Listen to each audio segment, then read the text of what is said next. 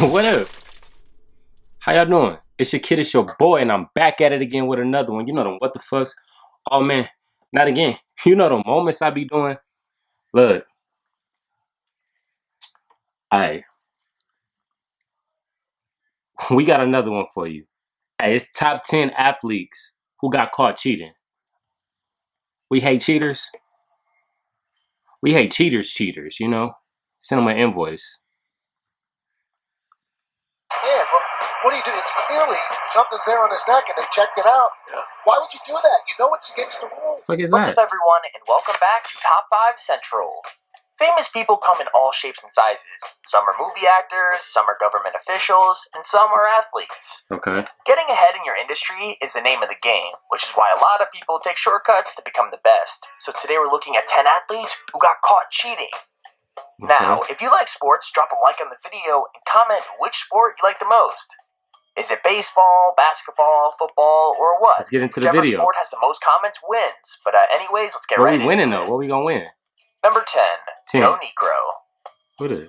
So here's the thing. This guy didn't just cheat, he cheated cheat? badly. Like everyone knew Joe Negro was sanding down balls with sandpaper, but no one called him out. When the umpire finally noticed, he pulled the dude aside, and that's when things got hilarious. I mean, you could see him throw the sandpaper away while emptying his pockets, but it doesn't work because everyone else sees it too. In fact, even getting caught wasn't enough to make him fess up. He just kept repeating that the board and sandpaper were for keeping his nails short. Yikes. Goofball. His second shutout of the season. Candiotti's no-hit bid was spoiled by Mike Easler's leadoff bloop single to center field in the 8th inning. For the game, Candiotti struck out 5 and walked 1.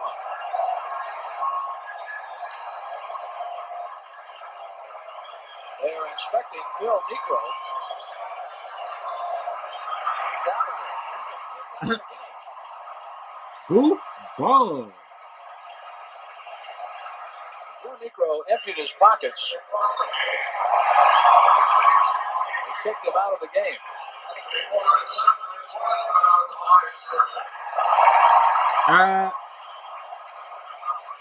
Hey, that nigga got some good eyes.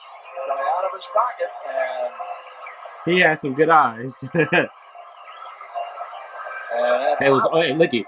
They was over his bull. Number 9, Michael Pineda. Now we're putting this guy in the list because he got tossed from the game, but I'll be honest, there seems to be a lot of debate about whether this counts as cheating or not. Basically, I Michael remember Pineda this. got called out for having pine tar on his hands and neck, which is supposed to give a pitcher a better grip, but can also make the ball move in unpredictable ways. No one actually knows if it actually works, and even the commentators try and justify what he's doing. With that said, he did get thrown out of the game, so I'm guessing the umpire definitely had his mind made up. Man, it was over his nonsense too, but I remember it. Now they're checking his back. He should have put more, because then he would have been like a black little nigga darky. By saying it's against the rules. I get Why that. would you have it so apparent on your neck and the other time on his hand? Well, what do you do? It's clearly something's there on his Yeah. neck and they checked it out. Yeah. Why would you do that? You know it's against the rules. And you just had a major incident against this very same team and you realized they were going to be looking.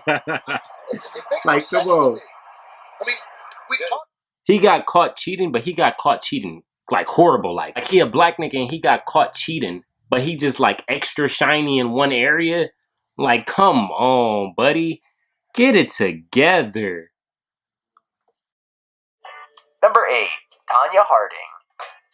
Figure skating girl. isn't exactly the most popular sport in the world, but this scandal is so big that it's even been on the big screen. Everyone knows the story. Tonya Harding and Nancy Kerrigan were rivals, and the Olympics were coming up. Okay. So what happened? Tanya's husband and bodyguard teamed up to break Nancy's leg and ruin her chances of getting the gold. Oh, that was The playing thing is, dirty. It all went horribly wrong, with Nancy just getting a bruise and her winning silver in the Olympics. Both men got jail time.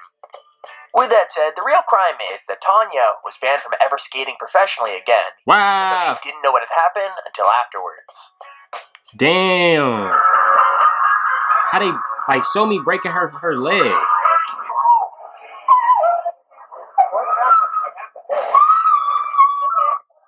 What they do? Why?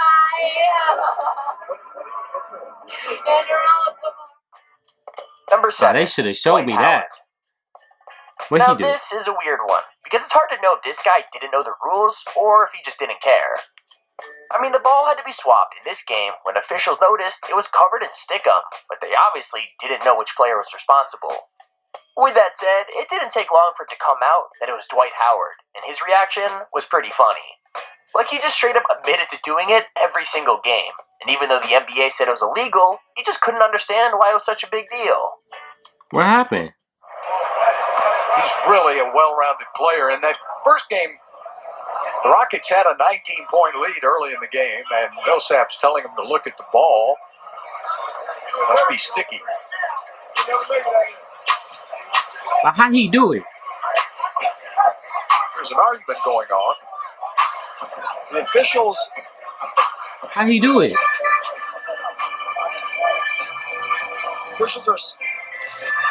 are saying that stickum is illegal, and the ball has stickum on it. And so they're going to have to exchange the ball, and the officials have warned both teams that stickum is illegal, do not use it.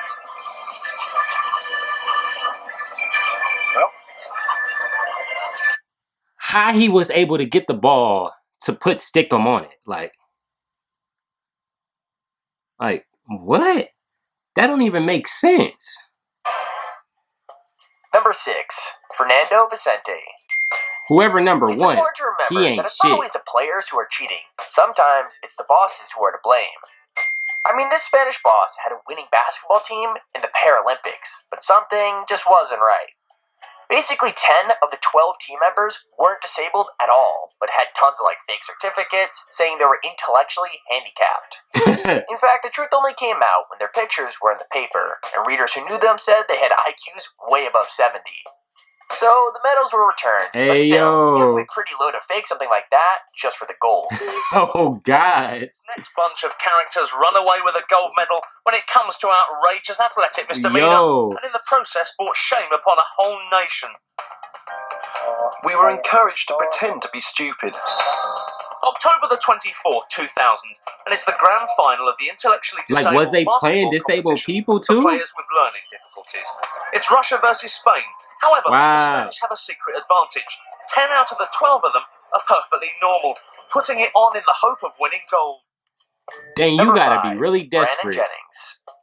Okay, so I know the players are cheating, but it's kind of funny that even the refs didn't notice at first. Basically, when a free throw was called, Jennings walked up to take it, even though he was nowhere near the play.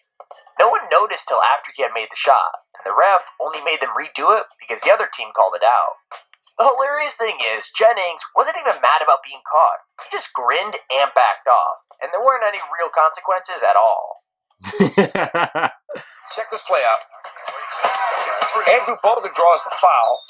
Now notice, Brandon Jennings isn't even a part of this play. Bogut is the one who got fouled. Jennings is an 81% free throw shooter. He walks to the line. Bogut, a 59% free throw shooter, he walks underneath. The Bucks are trying to pull a fast one. Nobody noticed. They didn't try, they did. He gives Jennings the ball. Jennings shoots the free throw and makes it. And then people start to figure out, hey, wait a minute, man. He wasn't even involved. And Jennings like, what did I do?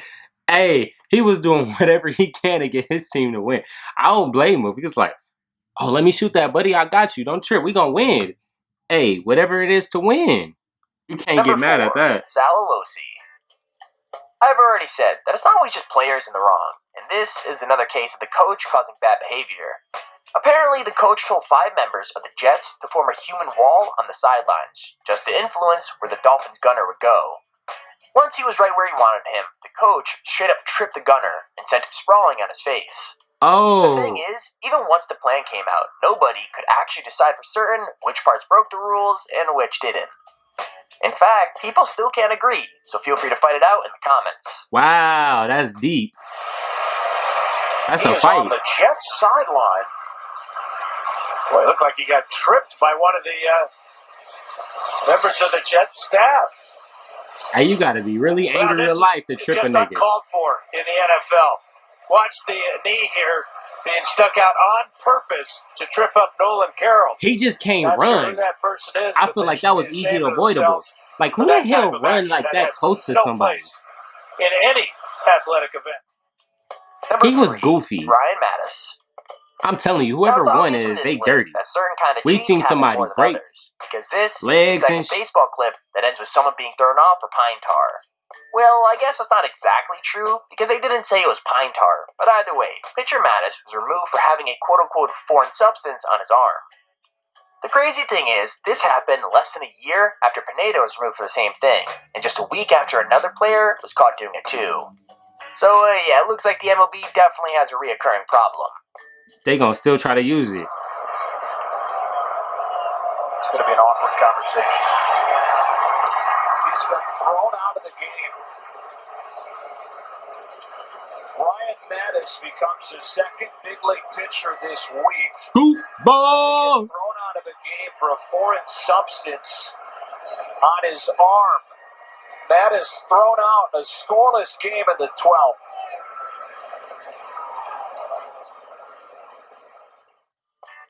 Number 2, Renault F1 Team. Now, it's one thing to cheat when the only thing in danger is your team's reputation. Right. This time, there was way more at stake.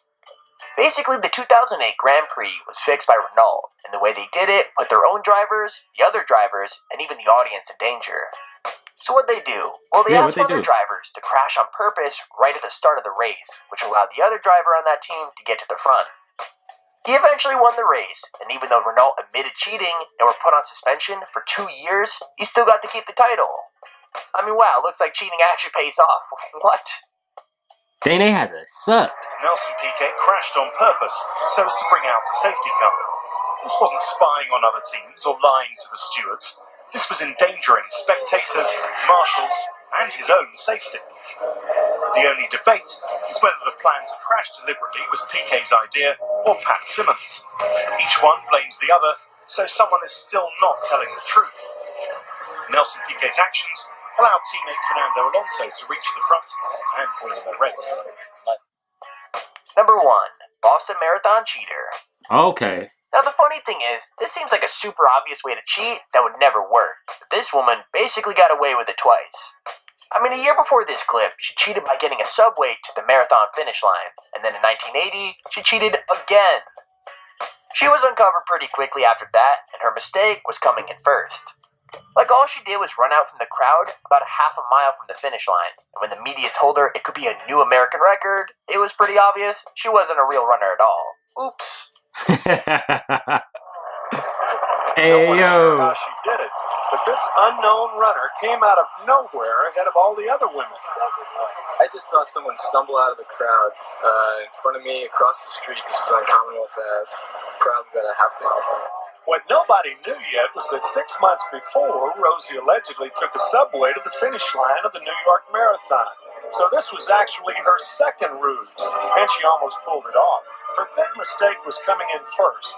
The media rushed to her side, but soon it became apparent that she was a not-so-great imposter.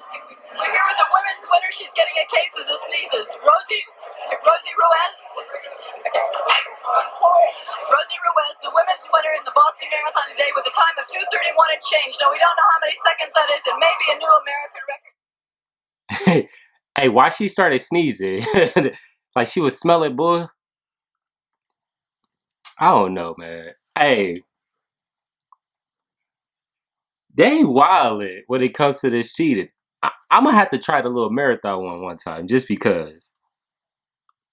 Hey, until next time.